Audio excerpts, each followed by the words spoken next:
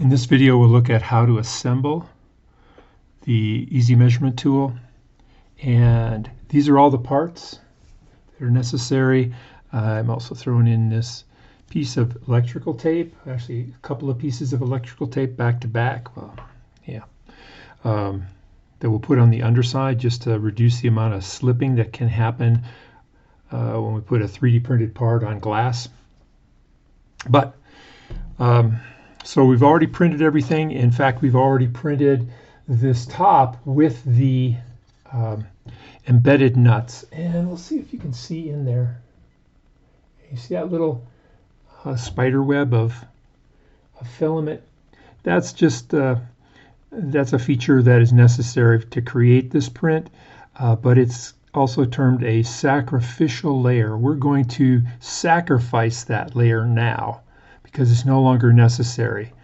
And I should also say the colors here are totally up to you. You don't have to use any of the colors that I show here. So there are two M5 nuts in here. M5 meaning 5mm metric nuts. And you might be able to hear them shaking inside. We've also already gone ahead and inserted the M5 20mm bolts into these I don't know what I call that, a bolt holder. And I did that by just inserting the bolt into this 3D printed part and then taking a hammer and a small punch and tapping on it till the head got seated in this opening. So that's in there pretty tight. You could also do it by taking the nut and putting it on here and tightening and tightening and tightening until it pulled the head down in and set it in that space at the bottom. But those are ready to go. We have the two rods and we have the base. So let's start by sacrificing that sacrificial layer. And we'll start by just taking the bolt and tightening it into the nut. Let's get it started well. And it will just punch right through that sacrificial layer until it comes all the way through. Okay, so now we can see the nut coming through.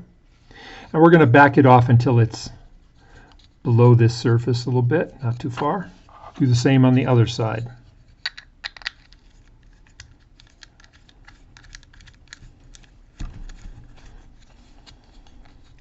It's already cut through.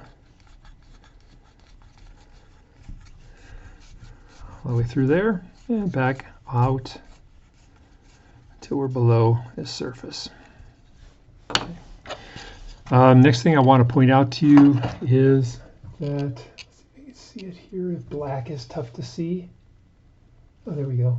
So you can see there are some grooves. There's one here that runs the length of the base, one on the other side that runs the length of the base. And we're going to be sliding these little bumps into that groove at the end here. Next we'll take our rails, and you see this little bump on one end. We're going to turn that and face it downward, and it is going to go into, see it here, those slots in the bottom of these little recesses, these troughs. There we go. So it's going to fit down into there. And you'll know when you've got it kind of positioned right because this flat part on the rod should span the width of the base. Now, if you put it on the wrong side, it'll look something like this, which isn't what you want. In fact, it won't work properly. It'll just pop right out. So we'll put the two in. They're the exact same piece printed twice, just like that. And now we're going to slide those bumps into the grooves. We'll just push it right across. And if this is too loose, like it is on this particular setup. It all depends on your printer and how much it extrudes on each layer. What you can do is take a small amount of super glue or something like that and just put it up on this surface up here above the groove. You can even do it on both ends. And then just move the top into place and let it sit for a little bit, and that will keep it from sliding sideways. And there isn't a lot of force on it to slide it sideways, so there's no problem with just that little bit of glue holding the top in place. Okay, then now these bolts screw down. I want you to just screw down till you feel a little bit of resistance, and then try and pull on the arm, or you can even let the arm out a little bit. Screw down till you feel a little bit of resistance. And does that keep the arm from moving, or the rod from moving? You don't want to be screwing down too hard. You definitely don't want to screw down until this bolt cap is all the way flush with the top, because you're definitely going to be punching a hole in the rod.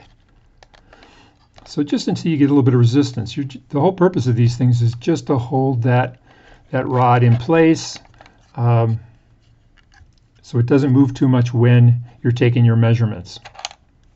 All right, so then we're going to take the piece of, 2 pieces, I think in this case, of electrical tape. We're just going to attach it to the bottom. Okay, now your easy measurement tool is ready to go, and we'll see it in use here. All right, so let me take this up a little bit.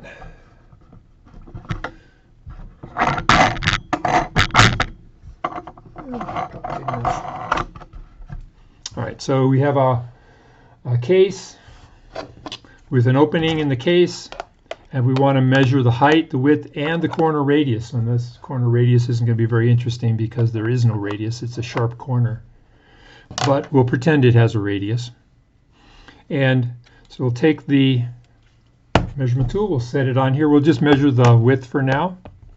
And just having that little bit of electrical tape on there, it doesn't keep it from moving, but it does resist it a little bit. I'll loosen this up here, pull the arm out, gently tighten it down so I can't move that, and then I'll do the same on the other side. Slide it out, pull these guys apart till they're touching on both sides, and then we'll gently tighten that down till it's holding this arm in place. And you can see that it's touching on both sides. And now we just pull it out, get our metric ruler in place, and we'll place a lot of places there. Put the easy measurement tool flush, the outside flush with the 0 point on the ruler. I like these metal rulers because the 0 point is the end of the ruler. And with that there, and then we'll read the point at which the outer edge of this little paddle hits the ruler, and it looks like it's 200, 205, 207 millimeters. So that becomes the width of the opening in the case. We repeat the same thing for the height, exact same set of steps. And now I want to just show you the use of this to measure corner radii.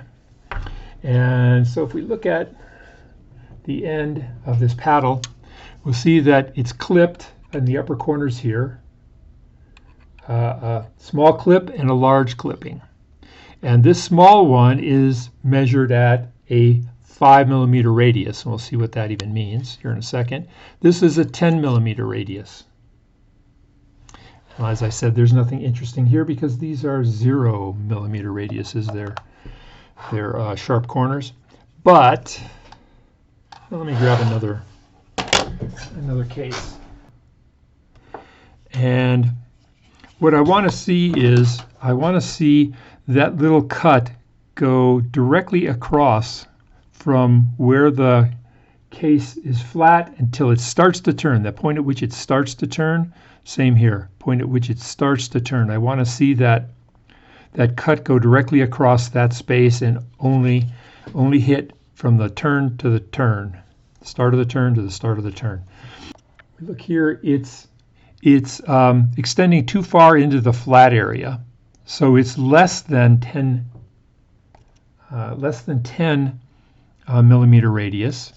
And if we use the 5 instead, if we use the 5, we see that it is a good match for where the flat parts of the sides begin to turn.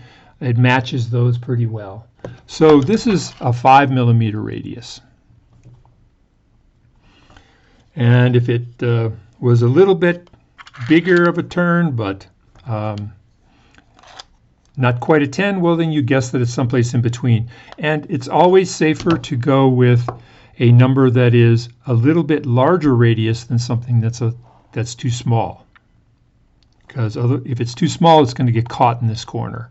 If it's too large, it may not cover the corner completely, but it won't interfere with the corner of the case.